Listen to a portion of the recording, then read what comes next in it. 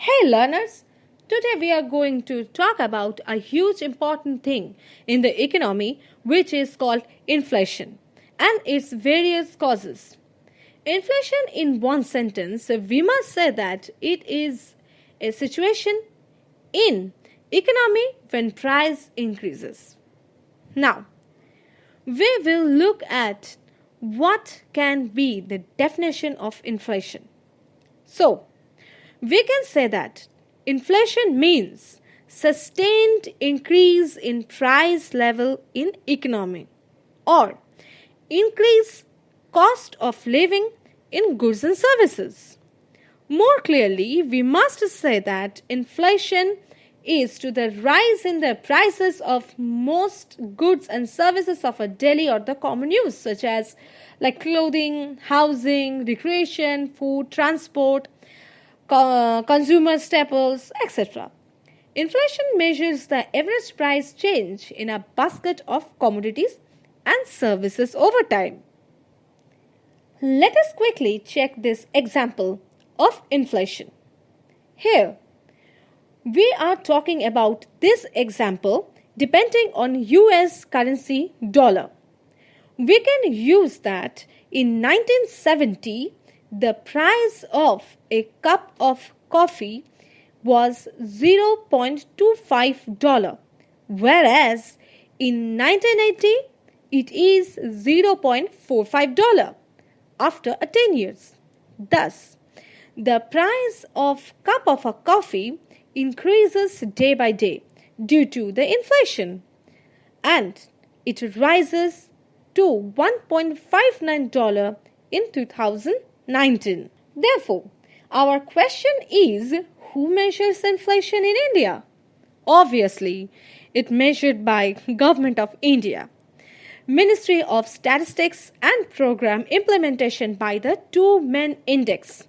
One, WPI, or it means the Wholesale Price Index, and other is CPI, Consumer Price Index. We will discuss all of this in other video with details. But before we look at the causes of inflation, let's check what happens to our country as a result of inflation. Its main effects.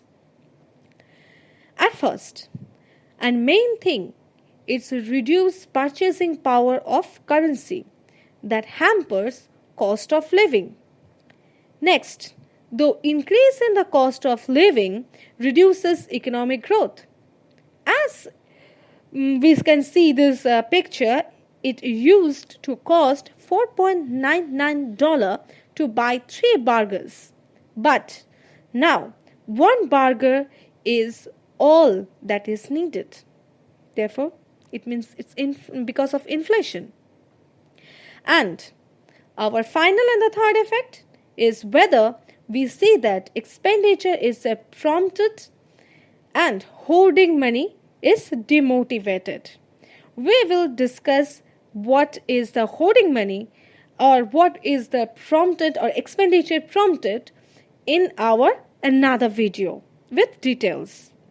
Then, the first thing that come to our mind is whether inflation is good or it is bad. When inflation is too high, of course, it is not good for the economy or individuals. Inflation will always reduce the value of money or the cost of the livings of the people unless interest rates are higher than inflation. And the higher inflation gets, the less chance there is that the servers will see any real return on their money. Now, we will discuss the causes of inflation one by one. Our first cause, demand pull inflation. If an economy is close to full employment level, it implies increase in aggregate demand or AD. Because of the increased aggregate demand, it implies increase in the price level.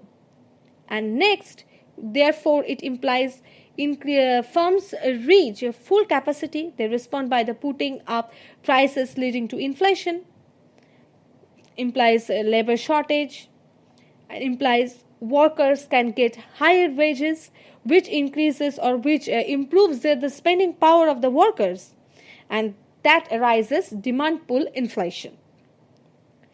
Our next causes are the cost push inflation. It's a very important that if there is an increase in the cost of the firms, it implies that business will pass this on the consumer, whereas there will be the shift to the left in the aggregate supply curve or the ACE curve, as we see in the picture, where the shift in the aggregate supply curve SRA S1 to SRA S2, therefore the price rises P1 to P2, but the real GDP decreases from Y1 to Y2.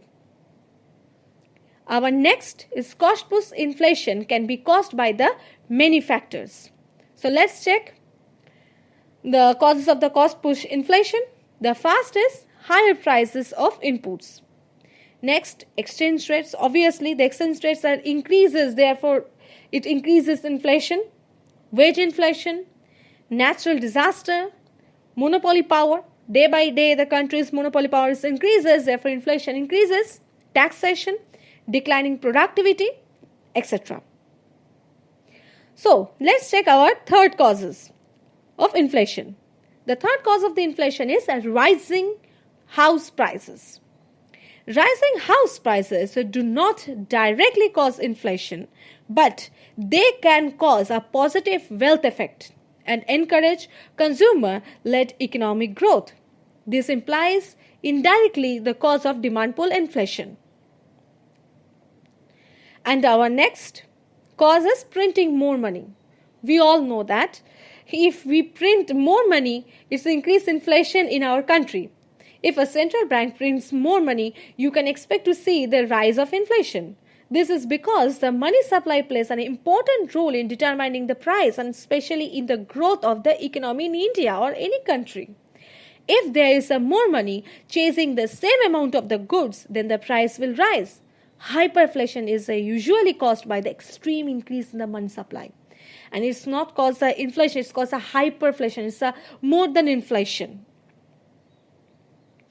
So, and the last and the final cause is devaluation. Devaluation leads to reduce the value of currency, making exports more competitive, imports more expensive, and a devaluation could cause inflation for some reason. And these are 1. Cost push inflation, 2. Demand pull inflation, and the third is fewer intensive in the long term outcost. We will make a bigger explanation video about devaluation because it's a very, very important in economy. I'm finishing this video here. If you will like it, please like and subscribe my video. And then for today, thank you so much. Thank you.